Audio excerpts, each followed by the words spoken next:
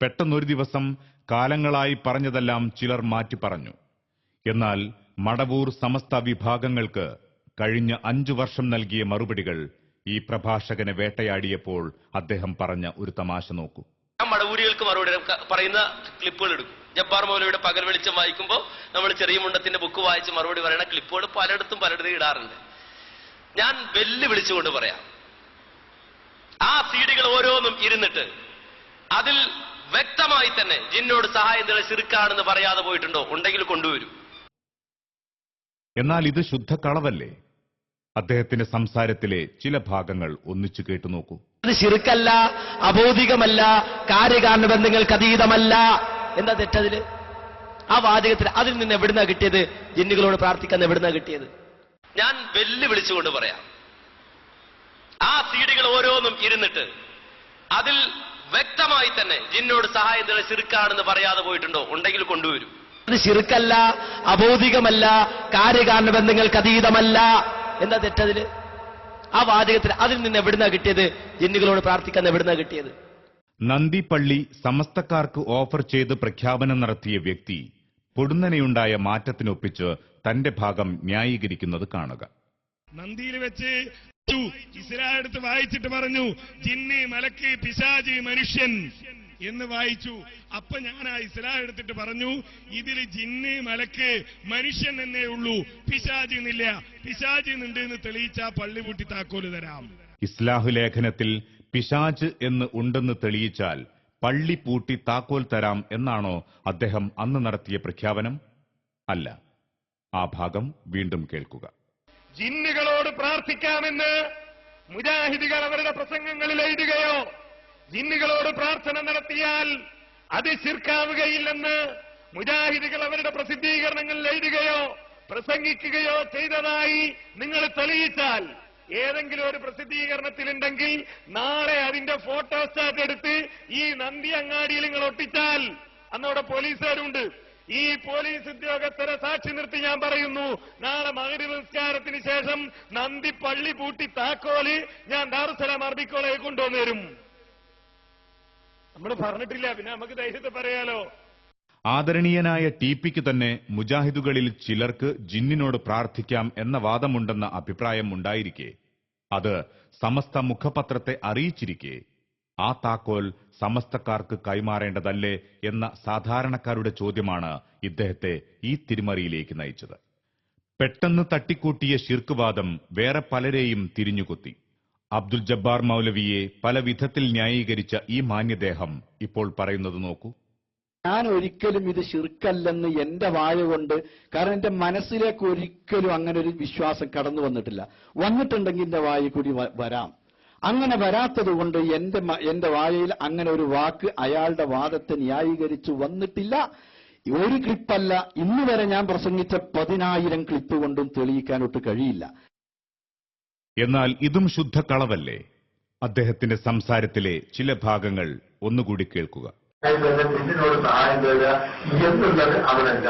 ഇത് സൂക്ഷ്മമായിട്ട് ഞാൻ പറയുന്നത്, ഒരു ജിന്നിന്റെ കഴിവുപ്പെട്ട ഒരു കാര്യം ജിന്ന് ചെയ്യുന്നതിൽ സംശയമൊന്നുമില്ലല്ലോ. അപ്പൊ അവരേക്ക് ഇങ്ങനെ പോയി എന്നിട്ട് ആ കഴിവിൽപ്പെട്ട കാര്യം ജിന്ന് ചെയ്യുകയാണെങ്കിലോ എന്നിങ്ങനെ പറഞ്ഞു പോയി അതിന്റെ വാചകങ്ങൾ ഓരോന്നോടും എന്ത് നോക്കിയാലും കുറച്ചൊക്കെ ഒരു പിടിച്ചിരിക്കാൻ പറ്റുന്ന നിലയ്ക്ക് ഒരു എഴുതിയതിൽ കാണാം. അതുകൊണ്ട് നമ്മൾ ആവശ്യമില്ലാത്തവർക്ക് നമ്മൾ പോകണ്ട. ഒരു മുവഹിദായ ഒരാൾ ഇങ്ങനെ പറഞ്ഞിങ്ങനെ വെക്കുമ്പോ ആ വാചകത്തിൽ നമുക്ക് പിടിച്ച് ശിർക്കാക്കാൻ കുറച്ച് പ്രയാസം ഉണ്ടാകും. പുതുതായി വികസിപ്പിച്ചെടുത്ത ഈ ഷിർക്കിന്റെ പിതൃത്വം അബ്ദുൽ ജബ്ബാർ മൗലവിക്കാണ് ഇദ്ദേഹം ചാർത്തിക്കൊടുത്തത്. കേരളത്തിൽ ഈ ഫിത്തിനക്ക് വിത്തിട്ട അബ്ദുൽ ജബ്ബാർ മൗലവി അൽ-ഇസ്ലാഹി മാസികയിൽ എഴുതിയതിനെ സംബന്ധിച്ച്.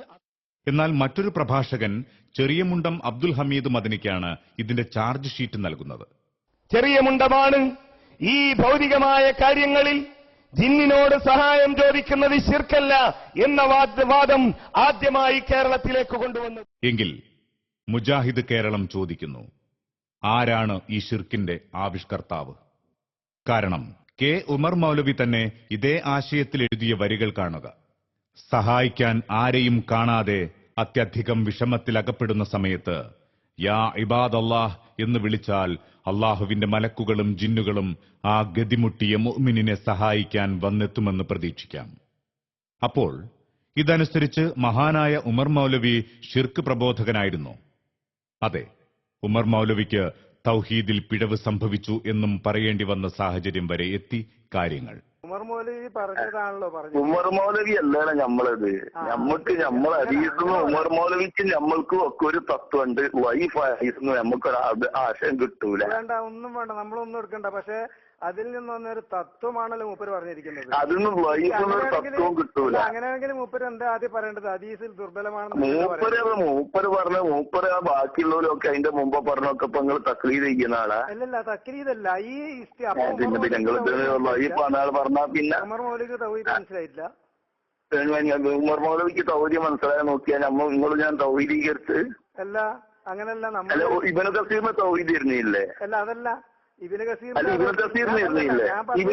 ഇരുന്നില്ലേ? അല്ലല്ല, നിങ്ങളിപ്പോ ഒരു ഉമർ മൗലവിനെ വലിയ നമ്മളെ നിങ്ങളിപ്പോ പ്രവാചകനായിട്ട് വിചാരിക്കുന്നു. ഉമർ മൗലവി എന്ന് പറഞ്ഞാൽ ഉമർ മൗലവിക്കൊക്കെ പല കാര്യത്തിലും പല തെറ്റുകളും തൗഹീദിന്റെ വിഷയത്തിൽ തന്നെ അബദ്ധം വന്നത് ഞാൻ കാണിച്ചു തരാം. തൗഹീദ് വിഷയത്തിൽ തെറ്റുപറ്റിയ തൗഹീദിന്റെ വിഷയത്തിൽ നമ്മള് ഉമർ മൗലവിക്കും തൗഹീദിൽ പിഴവ് പറ്റിയിട്ടുണ്ടത്രേ. പെട്ടെന്നൊരു നാൾ പൊട്ടിമുളച്ച ശിർക്ക് വരുത്തിയ വിനകളാണിതൊക്കെ. ഈ ശബ്ദം കേൾക്കുക. മരുഭൂമി ചെന്നുപെട്ട ഒരു ജിന്നിനോട് ചോദിക്കാനുള്ള ഒരു കള്ള ഹദീസും പിടിച്ച് കള്ളത്തരം പറഞ്ഞ് മുവഹിദുകളെ ശിർക്കിലേക്ക് കൊണ്ടുപോവുകയാണോ? ഇതാണോ ഹദീസ് പണ്ഡിതന്മാരുടെ പണി? ഏത് ഹദീസാണോ നീ ഓതിയത്? ആരാണോ നിനക്ക് ഹദീസ് പഠിപ്പിച്ചു തന്നത്? മരുഭൂമിയിൽ പോയ ജിന്നിനോട് ചോദിക്കണമെന്ന് എവനാണോ നിന്നെ പഠിപ്പിച്ചത്? ആരാ നിനക്ക് ഹദീസ് പഠിപ്പിച്ചത്? ആ മുഹദ്ദിസിനെ കൊണ്ടുവാ ഇങ്ങോട്ട്. ധൈര്യമുണ്ടെങ്കിൽ കൊണ്ടുവാ ഇങ്ങോട്ട്. ഹദീസ് പഠിപ്പിച്ചു തരാ. ഹദീസ് പണ്ഡിതന്മാരല്ലാത്ത ഞങ്ങളുടെ മുന്നിലേക്ക് വാ. എന്നാൽ വിവാദമായ ദുർബല ഹദീസിനെക്കുറിച്ച് ഇതേ സലഫി തന്നെ ഒന്നിലധികം വേദികളിൽ ആവർത്തിച്ച ഈ നിലപാട് സ്വീകരിച്ചതിന്റെ പേരിലാണ് മുജാഹിദ് പണ്ഡിതർക്കും പ്രബോധകർക്കും നേരെ അദ്ദേഹം ആഞ്ഞടിക്കുന്നത്. ഈ ഭാഗം ശ്രദ്ധയോടെ കാണുക. യാ ഇബാദല്ലാഹ് അഈനൂനി എന്ന് വിജനമായ സ്ഥലത്ത്, ഒരാളും രക്ഷിക്കാൻ ഇല്ല എന്ന് തോന്നുന്ന സ്ഥലത്ത് ഒരാള് വിളിച്ചു തേടാമോ എന്നതാണ് പ്രശ്നം.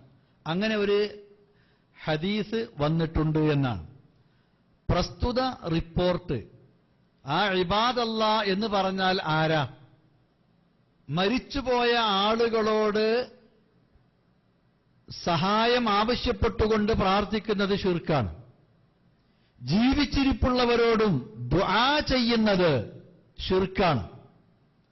മനുഷ്യരല്ലാത്തവരോട് ദുആ ഇസ്തിഗാസ ചെയ്യുന്നത് അതും ശിർക്കാണ്.